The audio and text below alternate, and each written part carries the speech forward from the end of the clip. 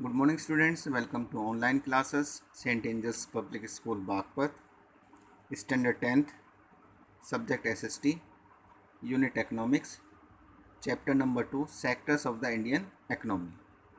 Last video में हमने study किया कि हम कैसे नए नए रोज़गार पैदा कर सकते हैं, कैसे लोगों को रोज़गार दे सकते हैं, एम्प्लॉयमेंट जनरेट कर सकते हैं। इसके अलावा हमने ये भी देखा कि सरकार ने एक स्कीम जिसे मनरेगा के नाम से जाना जाता है उसे लॉन्च किया है ताकि ज़्यादा से ज़्यादा बेरोज़गार लोगों को रोज़गार दिया जा सके। अब आगे चलते हैं चैप्टर में। Division of sector as organised and unorganised. तो यहाँ पर सेक्टरों को डिवाइड करने का एक दूसरा तरीका है जिसमें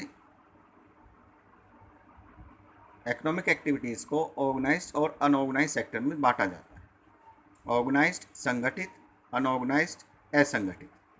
तो ऑर्गेनाइज्ड सेक्टर क्या है उनके बारे में स्टडी करेंगे।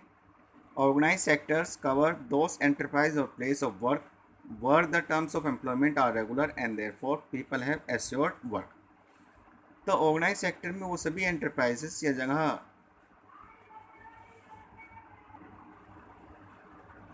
जहाँ पर काम की जो शर्तें हैं वो एक समान है और लोगों के पास काम की गारंटी है, एश्योर्ड वर्क उनके पास है। They are registered by the government, और ये सभी गवर्नमेंट द्वारा रजिस्टर्ड की गई हैं। And have to follow its rule and regulation, और सरकार के जो भी नियम कानून हैं वो फॉलो किए जाते हैं। Which are given in various law such as the factory act. तो कुछ नियम कानून जो दिए गए हैं जो फॉलो किए जाते हैं वो यहाँ पर हैं।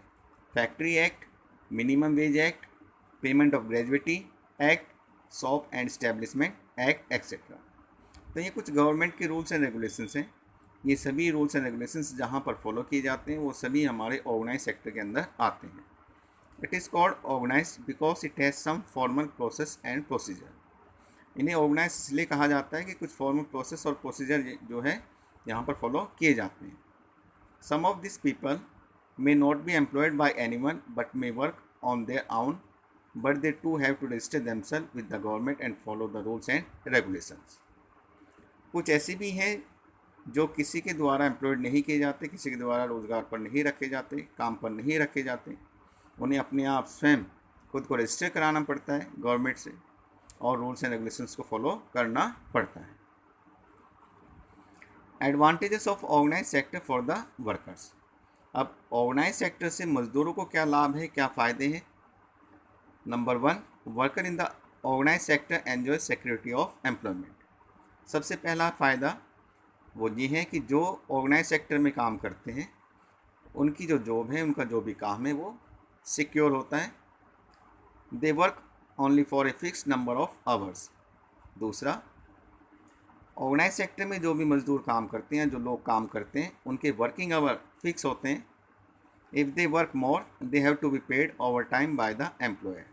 अगर वो अपने निश्चित घंटों से ज़्यादा काम करेंगे तो एम्प्लॉयर को अपने वर्करों को एक्स्ट्रा टाइम का एक्स्ट्रा पैसा देना पड़ेगा, means over time.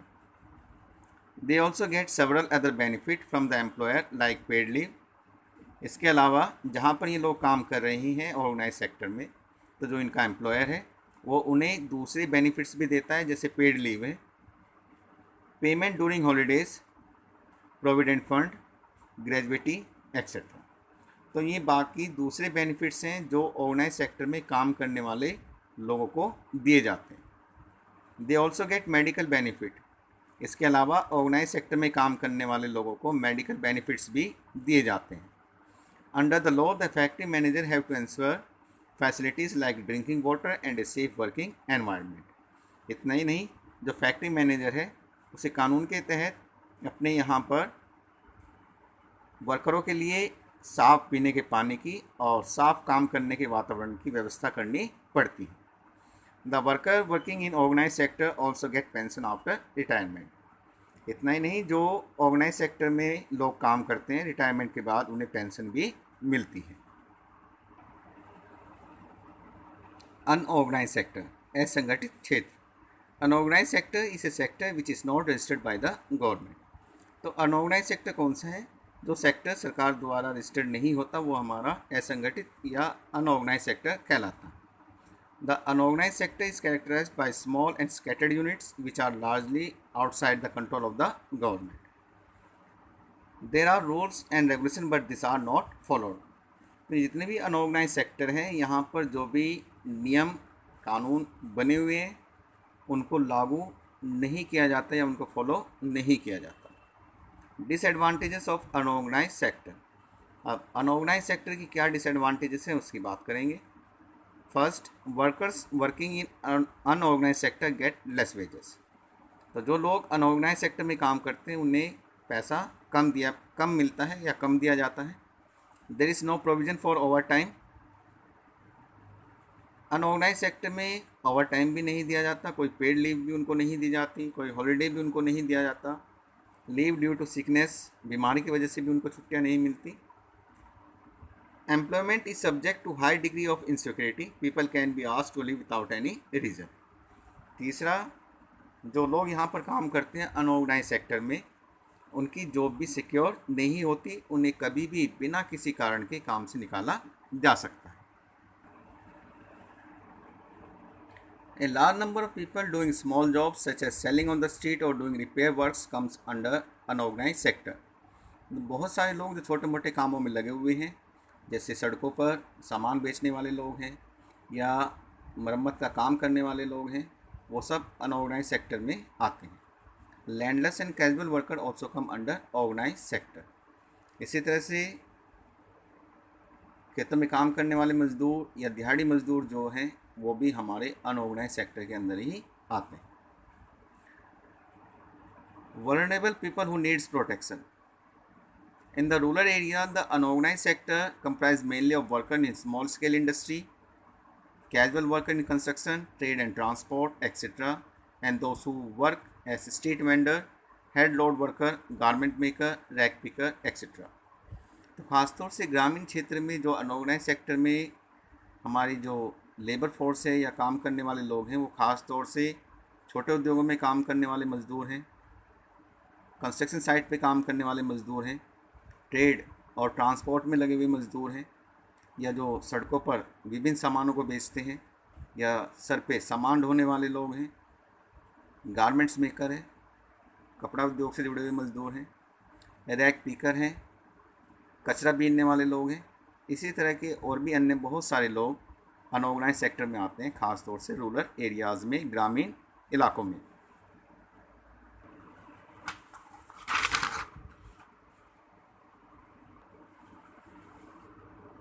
We also find that majority of the workers from scheduled caste, tribes and backward community find themselves in the unorganized sector.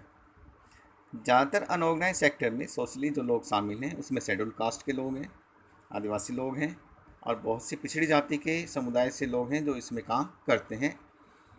Beside getting the irregular and low paid work, तो इन unorganise sector में जो काम है वो irregular है, अनिश्चित है और उन्हें जो पैसा मिलता है वो भी बहुत कम है। This worker also face social discrimination, तो पैसा तो कम मिलता ही है, साथ ही साथ उन्हें सामाजिक भेदभाव का सामना भी करना पड़ता है। Protection and support to the organise sector worker is thus necessary for economic development of the country. इसीलिए जो लोग अनऑर्गेनाइज सेक्टर में काम कर रहे हैं उन्हें प्रोटेक्शन और सपोर्ट, सुरक्षा और सहयोग की बहुत ज़्यादा आवश्यकता है, तभी हमारे देश में इकोनॉमिक डेवलपमेंट संभव होगा या तेज़ गति से आगे बढ़ेगा। How to protect worker in the unorganised sector. अब बात आती है कि हम अनऑर्गेनाइज सेक्टर में जो मजदूर काम करते हैं उन्हें कैसे प्रोटेक्ट कर सकते हैं। Alternative source of employment, this is perhaps the best policy on long term basis to create ample opportunity of employment in the areas other than agriculture. तो सबसे बेहतर जो नीति है वो है कि हमें ज़्यादा से ज़्यादा रोज़गार तैयार करने हैं, ख़ास तौर से खेती से अलग दूसरे क्षेत्रों में। दिस इज़ वेरी एसेंशियल, ये बहुत ज़रूरी है, because with the increasing population it is becoming more and more difficult to absorb additional worker in farm activities. ये इसलिए ज़रूरी है क्योंकि जिस रफ्तार के साथ हमारे देश में आबादी बढ़ रही है, इस बढ़ती हुई आबादी को हम ज़्यादा खेती में एब्जॉर्ब नहीं कर सकते, उन्हें एग्रीकल्चर में ज़्यादा रोजगार नहीं दे सकते। Therefore the development and growth of other sector of economy is very essential. इसलिए जो दूसरे सेक्टर हैं इकोनॉमी के, उनका डेवलपमेंट करना बहुत ज़रूरी है। To create additional employment opportunity in other sectors like electric power, finance and training of rural work, ताकि इन दूसरे सेक्टरों में उन्हें एम्प्लॉयमेंट दिया जा सके, उन्हें रोज़गार उपलब्ध कराया जा सके, जैसे इलेक्ट्रिक पावर है, फाइनेंस है और ट्रेनिंग ऑफ रूरल वर्कर। साथ ही साथ जो रूरल वर्कर्स हैं उनकी ट्रेनिंग की बात भी यहाँ पे की गई है। We will discuss the chapter further in next online class. Till then, stay connected. Have a nice day. Thank you.